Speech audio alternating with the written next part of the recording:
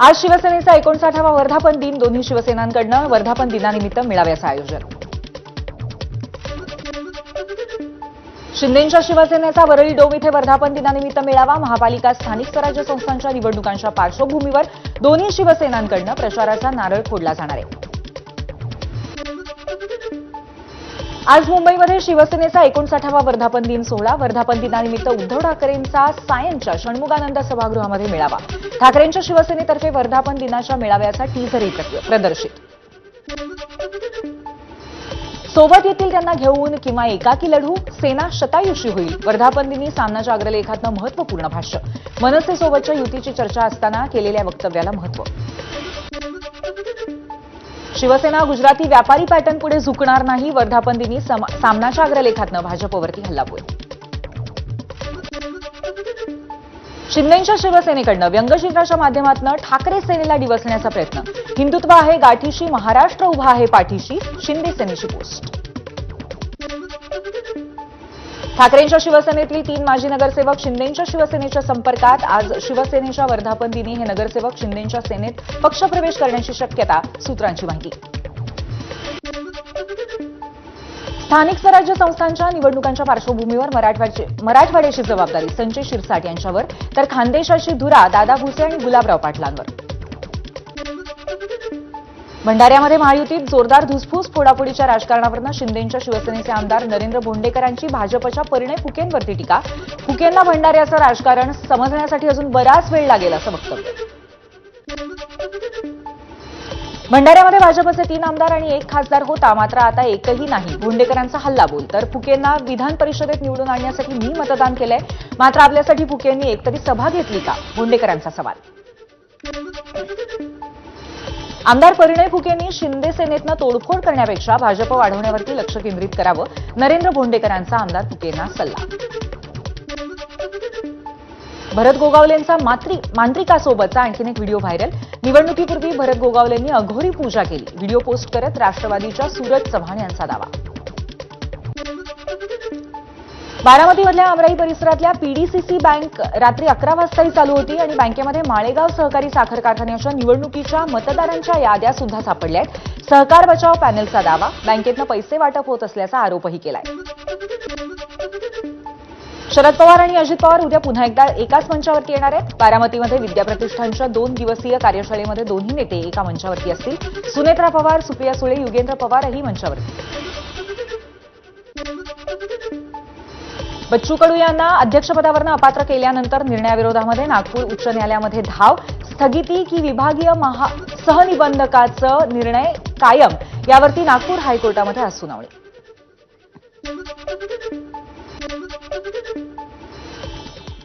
आणि आता एक अपडेट आहे ठाण्यातनं, अर्थातच पावसाचा. ठाण्यातून मुंबईच्या दिशेने जाणाऱ्या द्रुतगती मार्गावरती मोठी वाहतूक कोंडी झाली आहे. मार्गावरती वाहनांच्या लांबच लांब रांगा लागलेल्या आहेत.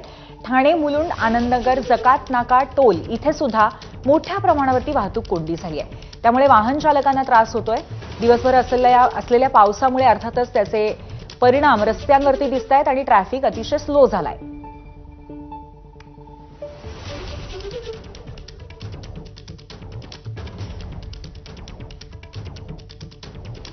सकाळच्या वेळी पी कारला चाकरमान्यांची गैरसोय त्यामुळे होती आहे. अत्यंत संथ गतीने सध्या ईस्टर्न एक्सप्रेस हायवे म्हणजेच ठाणे ते मुंबई या महामार्गावरती वाहनांच्या लांबच लांब रांगा लागलेल्या आहेत.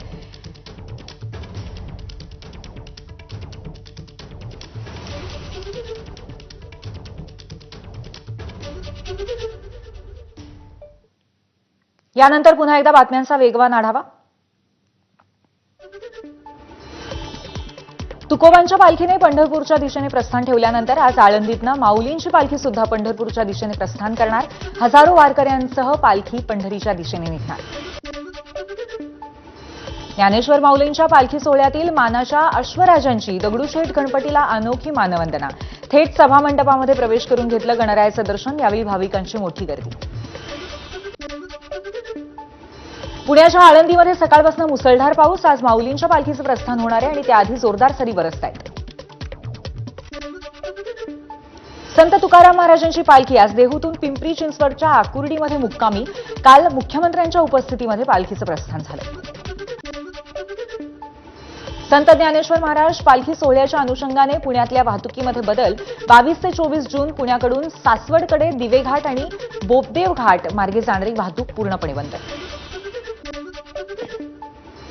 नांदेडमधील कंधारच्या संत साधू महाराज देवस्थानाला शिष्यांकडून 60 किलो चांदीचा रथ अर्पण. साधू महाराज देवस्थानाची वारी आज पंढरपूरकडे प्रस्थान करणार आहे. पुण्यामध्ये संत ज्ञानेश्वर महाराजांच्या पालखीचं प्रस्थान. लाखो वारकरी अलंकापुरीत दाखल. पण पावसामुळे इंद्रायणीच्या पाणी पातळीत वाढ झाल्यामुळे स्नान करणाऱ्या वारकऱ्यांचा हिरमोड होण्याची शक्यता आहे. गेल्या 2.5 महिन्यामध्ये एसटीच्या प्रवाशांच्या संख्येमध्ये 20 लाखांहून अधिक घट झाली आहे. नुकतीच केलेली भाडेवाढ, अवेळी बस सेवा आणि नादुरुस्त बस याचा हा परिणाम आहे. कोल्हापूर शहराच्या हद्दवाढी विरोधामध्ये 20 गावातील सरपंच आणि नागरिकांची कोल्हापुरामध्ये परिषद होणार. पहिल्या सत्रामध्ये कोल्हापूर शहरामध्ये 8 गावांचा समावेश करून घेण्याबद्दल सरकार सकारात्मक असल्यामुळे विरोध करायला 20 गावं एकवटली आहेत. परभणी रेल्वे स्टेशन समोर भर रस्त्यावरती एसटी चालकाकडनं पिकअप चालकाला मारहाण. बसच्या समोर अचानक ब्रेक का मारला या क्षुल्लक कारणावरून मारहाण. स्थानिकांनी मध्यस्थी करत एसटी चालकाला शांत केलं. भर रस्त्यामध्ये मुलीला मारहाण. अकोल्याच्या खदान परिसरातल्या घटनेने खळबळ. मारहाण करणारा मुलगा आणि ज्या मुलीला मारहाण झाली ते दोघेही अल्पवयीन. मुलीच्या आईच्या तक्रारीवरून गुन्हा दाखल. माजी मंत्री राजेंद्र शिंगणेंच्या बुलढाण्यातल्या बंगल्यामध्ये स्फोट.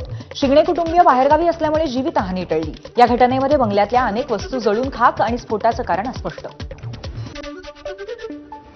सोलापुरातल्या राहत्या घरी चितमपल्ली यांचं निधन. आज दुपारी चितमपल्ली यांच्यावरती सोलापुरामध्ये अंत्यसंस्कार होणार. पद्मश्री मारुती चितमपल्ली अजरामर राहतील. मुख्यमंत्र्यांकडून भावना व्यक्त.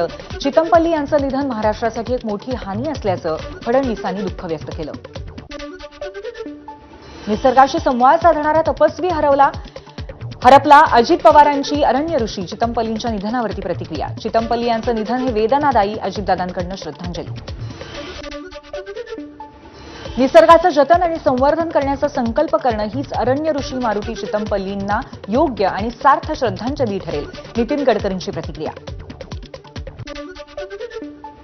अरण्य ऋषी मारुती चितमपल्लींच्या निधनाने भारतातील जंगलांशी नाळ जुळलेलं एक निसर्गप्रेमी व्यक्तिमत्व काळाच्या पडद्याआड गेलं.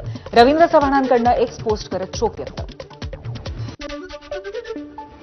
संजय गांधी राष्ट्रीय उद्यानातल्या वनविभागाकडून पर्यटकांना धबधब्यावरती जाण्यास बंदी. मद्यधुंद अवस्थेमध्ये तरुणांकडून वनसंपत्तीचं आणि प्राण्यांना नुकसान पोहोचवण्याचं कृत्य घडत असल्यामुळे निर्णय. सोलापूर जिल्ह्यामध्ये मे महिन्यात पडलेल्या पावसामुळे 22,000 हेक्टरवरील पिकांचं नुकसान. या नुकसान भरपाईसाठी कृषी विभागाकडून राज्य सरकारकडे 64 कोटींची मागणी. केंद्र सरकारकडून अजूनही तूर खरेदीच्या मुदतवाढीला परवानगी मिळालेली नाही. आता खरीप हंगामाची तयारी सुरू झाल्यामुळे खरेदीला मुदतवाढ मिळण्याची शक्यता धूसर आहे. कृषी विभागाच्या अहवालानुसार उन्हाळी कांद्याचं अतिरिक्त 63% उत्पादन. यावेळेला 59 लाख मेट्रिक टन उत्पादन. त्यामुळे यावेळी कांदा उत्पादकांवरती तिहेरी संकट असेल. कल्याण नगर मार्गावरील शहाड रेल्वे उड्डाणपुलावरती खड्ड्यांचं साम्राज्य. खड्ड्यांमुळे वाहतूक कोंडी होतीये. त्यामुळे वाहनचालक त्रस्त. पुलावरचे खड्डे तात्काळ बुजवण्याची नागरिकांची मागणी. धाराशिवमध्ये अकलूज इथल्या कत्तलीसाठी आलेल्या 20 गायींची सुटका. 2 आरोपी ताब्यात. न्यू इंडिया कोऑपरेटिव्ह बँकेतील कर्ज गैरव्यवहार प्रकरणी तत्कालीन अध्यक्षांसह 12 जणांविरोधात गुन्हा. गैरव्यवहारासाठी आरोपींनी त्यांच्या बँकेतील 6 कोटी 37 लाख रुपये हस्तांतरित करून घेतल्याचं तपासात उघड. माजी फ्रँचायझी कोची टस्कर्स केरळ आणि बीसीसीआय यांच्यातील सुरू असलेल्या वादावरती मुंबई उच्च न्यायालयाचा निकाल. लवादाच्या निर्णयावरती पुन्हा समीक्षा केली जाणार नाही. त्यामुळे बीसीसीआयला 538 कोटी कोची टस्कर्स केरळला द्यावे लागतील. मुंबई पुणे महामार्गावरती आरोपींना घेऊन जाणाऱ्या वाहनांचा अपघात. 12 आरोपी आणि 19 पोलीस जखमी. पोलिसांच्या 19 गाड्यांमध्ये 160 बांगलादेशी होते. भंडाऱ्याच्या लाखांदूरमधल्या बीएसएनएल कार्यालयातील ट्रान्सफॉर्मरमध्ये शॉर्ट सर्किट होऊन भीषण आग. आगीवरती वेळीच नियंत्रण मिळालं आणि त्यामुळे दुर्घटना टळली.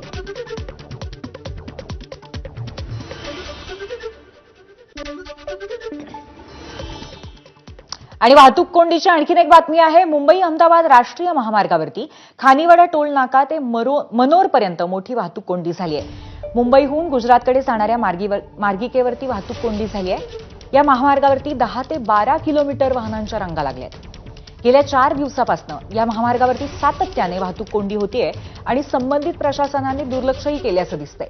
महामार्गाच्या सिमेंट कॉन्क्रीट कामानंतर काही ठिकाणी महामार्गावरती खड्ड्यांचं साम्राज्य पसरलंय, तर काही पुलांचं काम अपूर्ण आहे. त्यामुळे वाहतूक कोंडी सातत्याने पाहायला मिळतेय.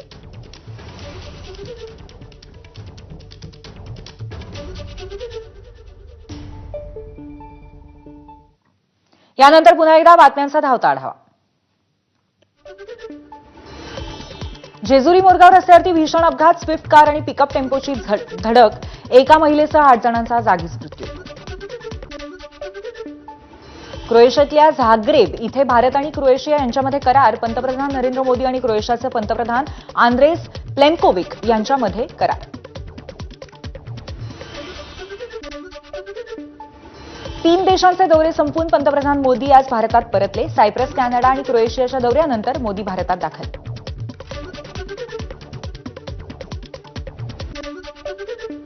पाकिस्तानचे लष्कर प्रमुख हसीन मुनीर आणि अमेरिकेचे राष्ट्राध्यक्ष डोनाल्ड ट्रम्प यांच्यामध्ये भेट. वॉशिंग्टनमधील व्हाईट हाऊसमध्ये दोघांमध्ये चर्चा.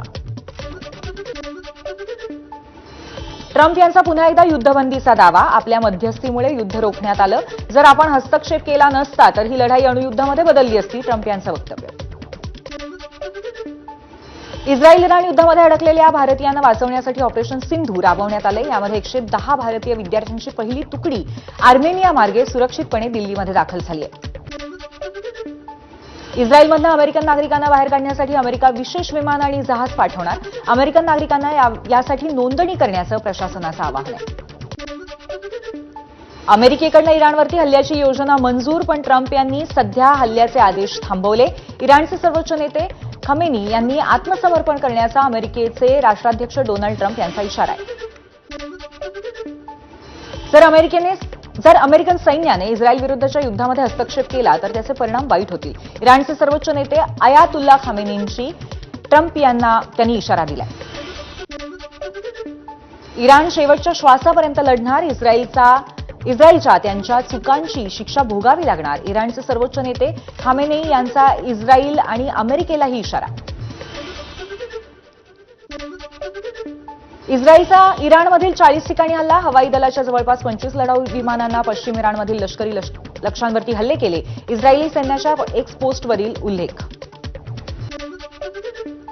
इराणशी कोणतीही चर्चा नाही. उद्दिष्ट पूर्ण होईपर्यंत रायझिंग लायन ऑपरेशन थांबणार नसल्याचा इस्रायलचा इशारा. तर आतापर्यंत 1100हून अधिक ठिकाणी हल्ला केला इस्रायलचा दावा. इंडोनेशियातल्या माउंट लोबोटोबी लाकी ज्वालामुखीचा उद्रेक. आजूबाजूची गावे रिकामी आणि विमानसेवा रद्द. अहमदाबाद विमान अपघाताबद्दल टाटा समूहाचे अध्यक्ष चंद्रशेखरन यांनी माफी मागितली. 12 जूनला अहमदाबादमध्ये विमान अपघातून 265 जणांचा मृत्यू झाला होता.